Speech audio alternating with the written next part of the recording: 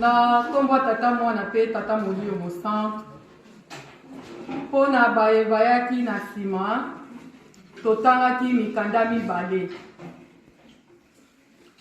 totangaki na psaume de David 95 du 1er au 8e verset. Na sima totangaki mokanda ya mibeko na Exode chapitre 20 du 1er au 17e verset. Sasa hivi tokosimba lisusu mokanda ya tata Nzambe tokotanga na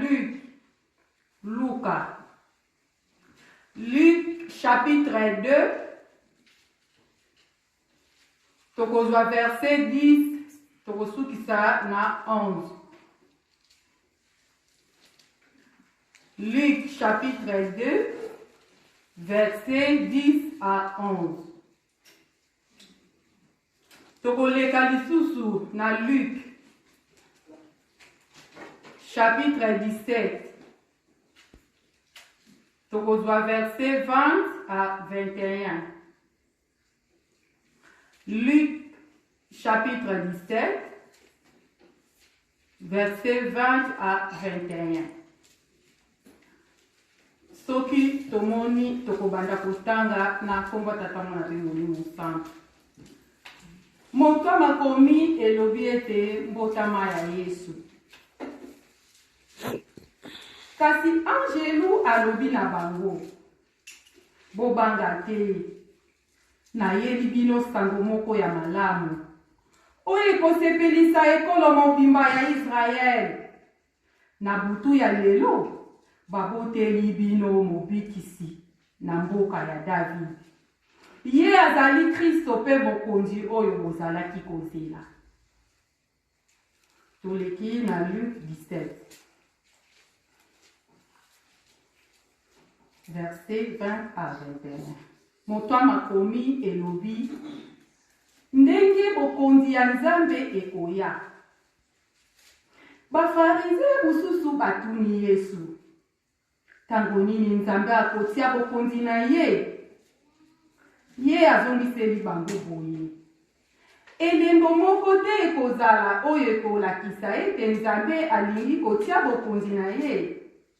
Bakokoka pe koloba te ete tala yango oyo to yango kuna, pamba te bokonzi ya Nzambe si ekomi na kati na bino. Na kombo tata mwana pe molimo centre. Tobona na kombo ya tata mwana pe tata molimo centre. Nzambe na kovika na biso papa Simbo Kimba okiangana. Nzambe na ngai ya liboso na sengi bolimbisi pamba te liboso na yo papa nazali komona na même pamba te tamboli na ngai ya mabe liboso na miso na yo. Papa uko kolimbisa ngai. Limbisa pe baninga nyonso bazali kati na ndako oyo papa. Tango ekoki po ete toyoka liloba na yo tozali ya kokoka te. Nzambe na ngai papa Simbo Kimba na bengi yo. Iyaka otondisa ngai na nguya na yo papa. Zamba onga na linko kota na yebi yango te yo Nzambe nde oyebi. Papa kotika ngai te yaka ogide ngai. Ebandeli kino suka nazali nelika ete papa yo kozala na ngai. Po ete toyoka oyo Nzambe na biso sili kobongisela biso mokolo wana papa tozala na kembo na yo. Kimia na yo tosengi na kombo ya tata mwana pe tata molimo centre. Amen. Na kombo ya tata mwana pe tata molimo centre. Ya solo lelo ezali 10e journée ya milulu na biso ya le 12 février. Po ezali mbotama ya papa Kisolokeli Lukeli. Nde yango etindi biso tokende kotanga psaume 95. O ezali kokumisa Nzambe tata. Psaume o totangi bana Israel nde bayebaki yango. Ba ange nde bazalaki kopesa bango banzembo. Ba ange pe mutu bapesaki bango loyembo o totangi ya psaume 95.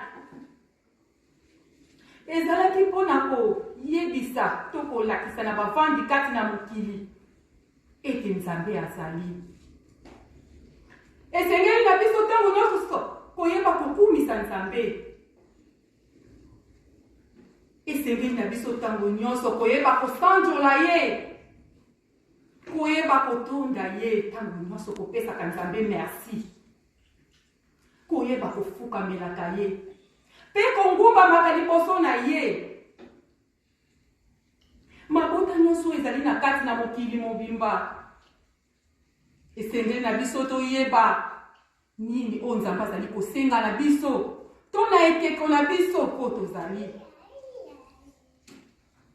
Moto nyonso oyo na mokolo mwa lelo. Toye oyo azali koyoka koya ya nkolo. Pe koyoka maloba na ye. To malako na ye. Esengeli tokanga motema te. Tozala pe motema makasi te.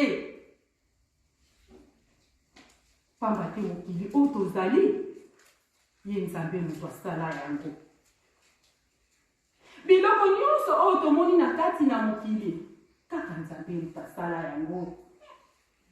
Mai nyonso tozali komona. Ezala na baocéan. Na bafleuve partout na profondeur nyonso. Kaka Nzambe moto asala yango.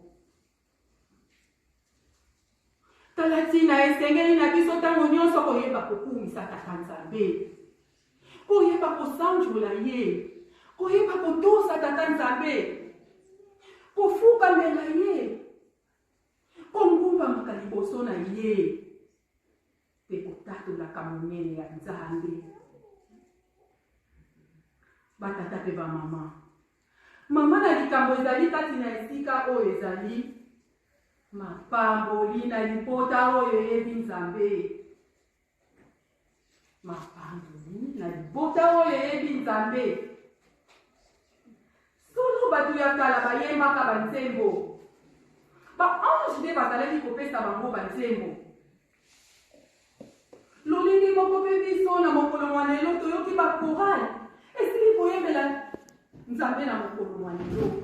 Nyonso wana mpona kokumisa Tata Nzambe.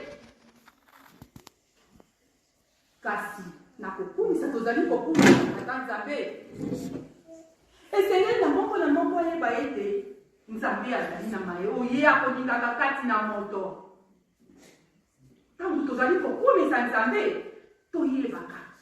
Nzambe azali na makambo oyo alingaka kati na moto. Atikaka libota ya Israeli pamba te. Pe atiki biso pamba te, apesi biso malako maye. Po ete biso tokoka kosalela yango. Batata pe ba mama, Tata Nzambe ntango asalaki moto. Posa na ye ezalaki ete ye moko atambwisa moto ndenge ye moko Nzambe alingaki. Kasi moto aponaki nzela na ye moko po ete mitambolisa. Bana ntango wana tokoti na kati na pasi. Pasi na kati na moto. Pasi na kati na lingumba. Pasi na kati na bafamille. Esika nyonso tozali kolelobele pasi. Pasi eyaki. Pamba te totosaki Tata Nzambe te. Pasi eyaki pamba te tolukaki komitambolisa biso moko. Posa ya Tata Nzambe ezalaki ye natambwisa biso po ye nasala biso. Kasi moto aponaki nzela na ye. Tango totiki tobui kotosa Tata Nzambe yango na bapasi ye. Batata pe ba mama, papa Simon Kimba okianganya azali koloba na biso. Na maye nazali koyebisa bino. Na makebiso nazali koyebisa bino koyoka. Soki bokoyoka te likambo ya Tata Nzambe kokweya na makasi. Tobengami bakimbangiste, tobengami bandimi. Na ntango tontine te babenga biso bandimi.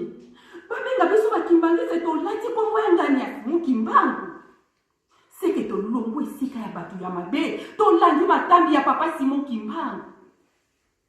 Na ntango tokondimaka ete babenga biso bandimi, esengeli bakuta biso lisusu na mabe te. Biso bakimbangiste tozali suka na mwana Nzambe. Papa diangenda bandeki koloba ete etumbu na bino ekoleka Sodome na Gomorrhe. Pamba te bofanda kina banzambe elongo. Tovanda kina banzambe elongo. Papa hibisi biso pesi biso makebisi ya ndenge na ndenge. Po ete moto mokolo wana azwa raison te. Bakatala biso bapesaki biso makebisi ya ndenge na ndenge. Pamba te bango bazali banzambe balakisaki biso ndani ya makambo ya likolo. Bana na ngai mpona komona bokonzi ya likolo nzela yangoyo, nzela ya lobiko yangoyo. Kasi biso totiki oyo batata balobaki na biso toetufe yango na makambo na biso ya pamba. Toetufe yango na bakonflit na biso ya pamba. Na ba-haine, na ba-jalousie. Yo mondimi. Olinga koyoka te ba-apprécier moninga, bakomisa moninga. Yo mondimi. Moninga nzambe apamoli asombi mutuka na ye to asombi eloko na ye. Jalousie, haine. Tozali koetufe yango liloba ya Nzambe.